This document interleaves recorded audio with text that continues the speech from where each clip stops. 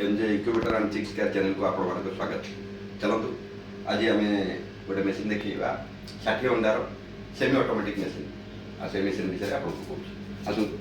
ये मेसीन में आमर लगी STC 1000 कंट्रोलर जोटा कि बहुत हेवी कंट्रोलर जोटा कि एसी रे चलुची आउ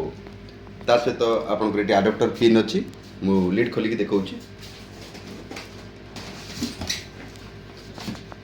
एमती बॉल लगी सिंगल फैन आम चलतु ऑन करके एना देखा देखु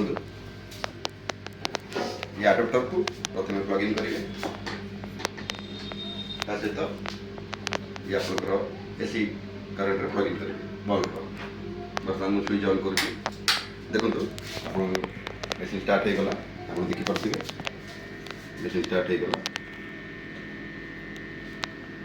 आठी कंट्रोलर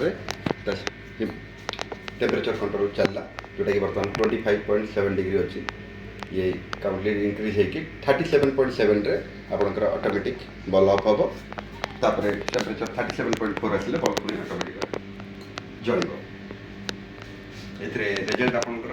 बहुत बढ़िया हिचिंग रिजल्ट आम टेस्टेड कर सारी